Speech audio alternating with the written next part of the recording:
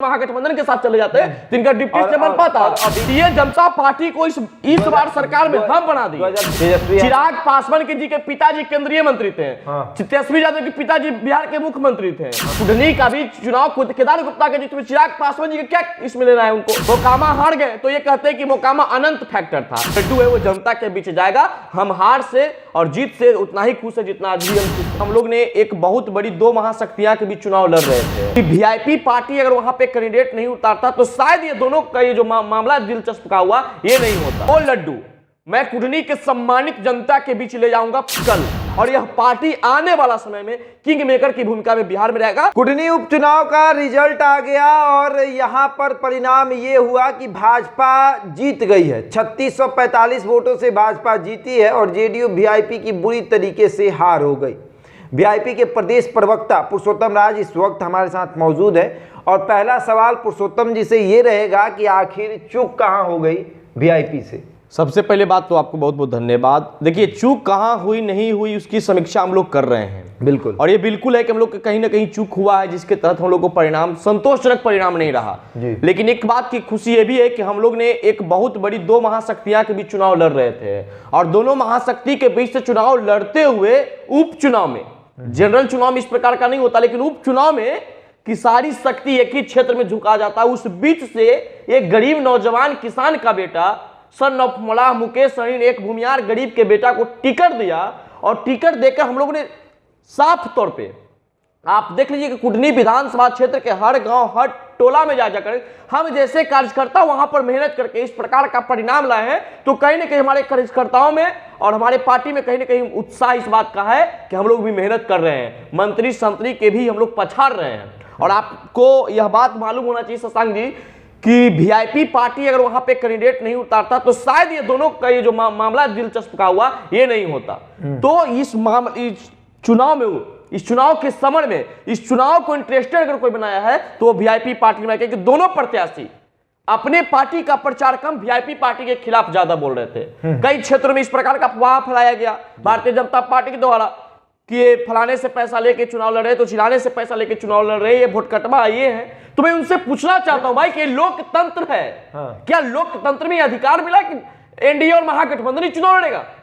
ये आरोप तो ये भी है कि आप लोगों ने भाजपा के लिए काम किया, बी टीम बने भाजपा के, इसलिए जेडीयू वहां चुनाव। हम ना किसी की बी टीम बने ना किसी का ए टीम बने। हम अपने शक्ति का प्रदर्शन करने के लिए हम चुनाव लड़ रहे थे और पार्टी की ये जो वर्षों से किया गया काम के देखते हुए हमने चुनाव लड़ा कि हमारी क्या है वहां पर क्या प्रतिशत रहता है।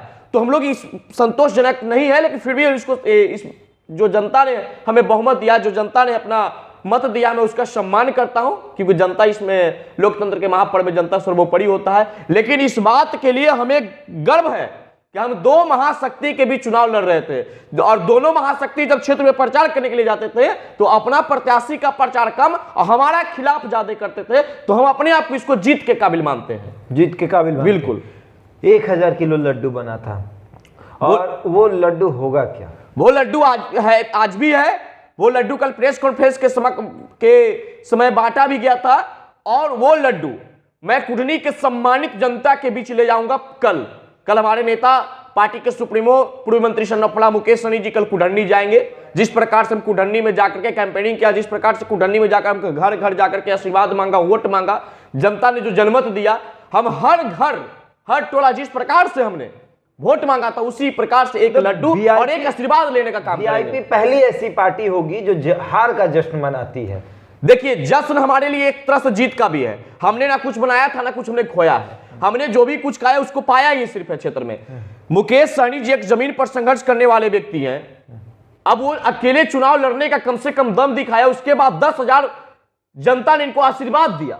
तो एक समझ लीजिए कि हम आगे की चुनौती के लिए माने 24 और 25 की लड़ाई के लिए काफी मजबूत हुए, काफी सशक्त हुए। हमारे कार्यकर्ताओं का मनोबल बढ़ा है और हम लड्डू जनता को खिलाएंगे क्योंकि ये सब जितने भी हम लोग कि आज तक यहां जो मिल पाया है वो जनता से ही मिला है। इसलिए हमारी जो लड्डू है वो जनता के बीच जाएगा। हम हार से और जीत से उतना ही खुश है जितना आज भी हम खुश हैं। अच्छा, एक बात बताइए, जो नया समीकरण बना भूमिहार और सहनी का समीकरण, वो तो फेल हो गया।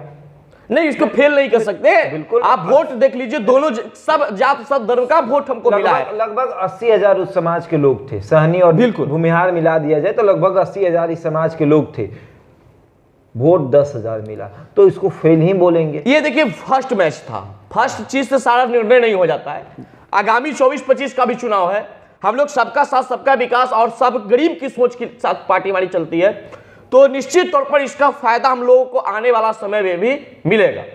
एक बार से हम लोग को सारा निर्णय ले नहीं सकते। यह उपचुनाव था, उपचुनाव में काफी कुछ अदला बदला होता है, तो हम आगामी 24 और 25 के चुनाव के लिए मजबूत हुए, सशक्त हुए, और समीकरण जो बना रहे हैं वो आगे के लिए भी हम लोग बना रहे हैं। नहीं कि आज चुनाव हुआ, आज के बाद समीकरण खत्म कर इस हार से सीख ले रहे हैं मुकेश सहनी? नहीं, सीख लेने की बात नहीं, हम लोग इस हार के बाद कुछ और सीखेंगे, कुछ और इस चुनाव से कुछ सीखे और कुछ सीखना बाकी है, सब लोग सीखेंगे। और 24-25 के लिए मैं आपके दावे के साथ कहना चाहता हूं कि वीआईपी पार्टी एकमात्र बिहार की छोटी पार्टी होगा जो किसान नौजवान के बेटा ने इस पार्टी को बनाया, सींचा, और यह पार्टी आने वाला समय में किंग मेकर की भूमिका में बिहार में रहेगा। जो जिस इसके साथ जो रहेगा उसी का सरकार चलेगा। आप मानते हैं इस चीज को कि चिराग पासवान बड़े फैक्टर साबित हुए भाजपा के लिए?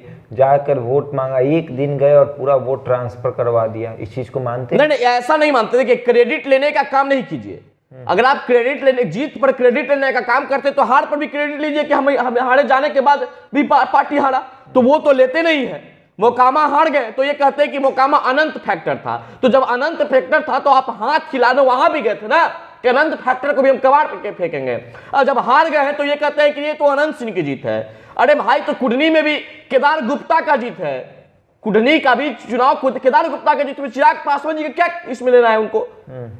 उनसे ज्यादा एक तरह समझ लीजिए कि फैन फॉलोइंग या जनता में फॉलोइंग रवि किशन जी के था। तो अब इसका देखिए, इन लोगों का काम है क्रेडिट लेना, काम तो कुछ बचा नहीं, सिर्फ क्रेडिट लीजिए। हम यह मानते हैं कि वहां पर भारतीय जनता पार्टी चुनाव जीता है, चिराग पासवान जी प्रचार करने गए हैं, ये कई दोरानी के लोग गए हैं, लेकिन यह जीत का कहिए कि श्रेय पूरा हमको दे दीजिए, तो ये तो मीठा मुंह मुइया वाला बात हो गया। हार की ही बात कर लेते हैं। जैसे जेडीयू में हार के बाद एक के ऊपर एक ठिकरा फोड़े जा रहा है, मतलब जैसे उपेंद्र कुशवाहा ने इशारों में नीतीश कुमार के ऊपर हार का ठिकरा फोड़ दिया है। आपकी पार्टी किसके ऊपर हार का ठिकरा फोड़ेगी, भाजपा या जेडीयू या शेखर सहनी? देखिए, कुछ हम लोग के खिलाफ षड्यंत्र तो रचा गया, जैसे शेखर सहनी की बात कर ले, अन्य प्रकार के जितने भी सहनी चुनाव लड़े, लेकिन एक बात तो साबित हो गया कि निषाद समाज का बोध निषादी समाज को गया है। चाहे वो शेखर सहनी को जाए, संजय सहनी को जाए, मुकेश सहनी को जाए, कोई पार्टी यह नहीं कह सकता कि हमारा निषाद समाज का एक तरफा वोट हमको मिला, लेकिन हमारी पार्टी को मिला। तो हमने किसी पर ठिठरा नहीं फोड़ा है, जनता सब समझ रहा है कि कौन क्या किया है इस बार चुनाव में, और आने वाला समय में जनता सबको जवाब देगा अपने मत से। चलिए, तो मतलब बीजेपी की जीत पर मुकेश सहनी लड्डू बांटेंगे? ऐसी कुछ नहीं है। हम लोग आप अब जा रहे हैं कुडनी में लड्डू बांटने? नहीं, बिल्कुल जाएंगे ना, क्योंकि जनता से जिस प्रकार से हक अधिकार से हम जाकर वोट मांगे थे, तो मेरा फर्ज बनता है उनका मुंह मीठा भी कराए। अब कोई नहीं कराएगा तो जनता के लिए जनता को थोड़े हम छोड़ देंगे। चलिए, कम से कम हाँ, मुकेश सहनी जी कराएंगे। केदार प्रसाद गुप्ता का पैसा बचेगा, मुकेश सहनी अब उनका क्या बचेगा नहीं बचेगा उनका मैटर है, क्योंकि वो जीतने के बाद क्षेत्र में जाएंगे ही नहीं। जनता का आस हासिल रह जाएगा। तो जनता के लिए हम बने हैं, जनता के लिए हमारी पार्टी वीआईपी पार्टी बनी है, बिहार के लिए सबसे इंपॉर्टेंट पार्टी। आपके प्रत्याशी वहां काम करेंगे? बिल्कुल काम करेंगे, हमारी पार्टी भी वहां काम करेगा, हमारा पार्टी पूरा बिहार में काम करेगा, और हम मजबूत होंगे। हम हार से चिंतित नहीं है, हारता वही है जो लड़ता है। अच्छा, लड़ने की साहस हमारे अंदर है, हार जीत की बात की बात है। और एक चीज और समझ लीजिए, जिस प्रकार से वीआईपी पार्टी एक बिहार में उभर रहा है, मैं आपको बता देना चाहता हूं कि आने वाला समय में अगर बिहार के लिए कोई इंपॉर्टेंट पार्टी रहेगा तो वो वीआईपी पार्टी रहेगा, क्योंकि गरीब गुरबा की बात करता है। कौन गरीब गुरबा की बात नहीं? अभी मुकेश सहनी जी, चिराग पासवान नहीं करते। चिराग पासवान जी तो सोने के चम्मच लेकर, उनकी बात छोड़ दीजिए। तेजस्वी चिराग पासवान के जी के पिताजी केंद्रीय मंत्री थे, तेजस्वी यादव के पिताजी बिहार के मुख्यमंत्री थे। तो इन दोनों को बात छोड़ दीजिए। मुकेश सहनी के पिताजी एक मछली मारने वाले थे, किसान मजदूर थे। अब वो इस प्रकार से बिहार में सभी पार्टी को पानी पिलाए हुए हैं, तो हमसे तुलना किसी को कैसे कर सकते हैं आप? ऐसा कोई है? सबसे श्रेष्ठ आप है। बिल्कुल सबसे श्रेष्ठ। अरे भाई, आज के समय में है, हमारे पास गरीब गुरबा की पार्टी है, जो भी हमारे पार्टी में गरीब गुरबा है। सब जमीन पर संघर्ष करके लोग आए हैं, जमीन पर संघर्ष करके आज हमारे 10,000 बहुमत आया है ना। हमको तो कोई मदद आज तक नहीं कि हमारे पार्टी को कोई मदद किया, राजनीतिक कोई बड़ा बैकग्राउंड है मुकेश सहनी जी का? भाजपा किया है। कौन भाजपा? भाजपा को हमने मदद, भाजपा आप लोग को बना दिया। भारतीय जनता पार्टी को इस बार सरकार में हम बना दिए। 2020 के चुनाव में भाजपा आपको बना दिया। 2020 की सरकार में वीआईपी पार्टी ने भाजपा लोग को मंत्री बनाया, डुगो डिप्टी सीएम बना दिया। अगर हम 4 विधायकों के साथ उनको समर्थन नहीं दिया होते, उस समय महागठबंधन के साथ चले जाते, जिनका डिप्टी से बन पाता। अभी के समय में नीतीश कुमार के संरक्षण प्राप्त है आप लोगों को? किसी का संरक्षण को प्राप्त नहीं है। ऐसे ही हमारा संरक्षण बिना मंत्री बने ऐसे हमको जो संरक्षण प्राप्त है वो जनता का प्राप्त है, किसी का संरक्षण बिल्कुल नहीं किसी का। तो ऐसे ही बंगला मिला हुआ है। बंगला के लिए संजय जायसवाल ऐसे ही पोल खोलते रहते हैं। संजय जायसवाल जी का काम क्या है? संजय जायसवाल जी अपने पद और प्रतिष्ठा बचाने के लिए मुकेश सहनी पर वार करते हैं, ठीक है ना? तो उससे नहीं हो जाएगा। उन्होंने पोल खोला कि बंगला, आप ये बताइए ना, मैं संजय जायसवाल जी को ये इसका हिसाब दुख में बंगला क्यों नहीं खाली कर रहे हैं? संजय जायसवाल जी होते कौन हमसे पूछने वाले? बड़े पार्टी सरकार होते हैं, बड़े पार्टी की प्रदेश अध्यक्ष। भाई आप बताइए ना कि आपके डिप्टी सीएम बंगला क्यों नहीं खाली कर रहे हैं, आपके पूर्व मंत्री बंगला क्यों खाली नहीं कर रहे हैं? इसकी जवाब आप सरकार को दीजिए। और सरकार के लोग जब हमसे ये पूछेंगे कि आप बंगला क्यों नहीं खाली करें, उसका जवाब हम देंगे। हमको फाइन लग रहा है, हम 30 गुना फाइन भर रहे हैं। हमारे मंत्री जी ने तो, पूर्व मंत्री और हमारे पार्टी के सुप्रीमो ने तो प्रेस कॉन्फ्रेंस में कहा कि हम 30 गुना फाइन भर रहे हैं। तो जो सरकार की कैटेगरिया को मान रहे हैं, अब भारतीय जनता पार्टी की क्या बात करें? और चिराग पासवान जी की भी आप बात कर देते हैं बार बार। अरे फैन फॉलोइंग अधिक है। क्या फैन फॉलोइंग? अरे भाई हाथ हिला देते हैं तो भीड़ इकट्ठा कर देते हैं। हाथ हिलाने से किसी का भीड़? चिराग पासवान अभिनेता फ्लॉप और नेता फ्लॉप, बिल्कुल।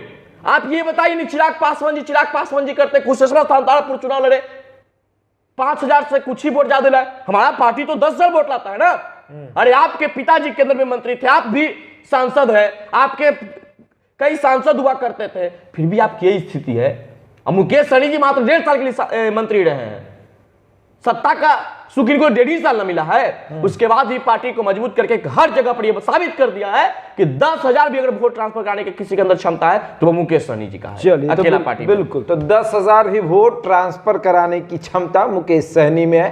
बहरहाल मुजफ्फरपुर लोकसभा की अगर हम बात करें तो 2 उपचुनाव हुए, बोचहा और कुडनी। बोचहा में 25,000 वोट मुकेश सहनी को मिला था और कुडनी में 10,000 वोट। लेकिन अभी भी इनको खुशी इस बात की है कि इनके समाज के लोग इनको पूछ रहे हैं। और कल कुडनी में लड्डू बटेगा। अब किसके जीत पर, किसकी हार पर लड्डू बटेगा, ये तो अब मुकेश सहनी ही बताएंगे। आपके क्षेत्र में जाएंगे, आप पूछिएगा, लेकिन कल कुडनी में लड्डू बटेगा। बहरहाल इसके बारे में इतना ही। बने रहे हमारे साथ और देखते रहें द इंडिया टॉक।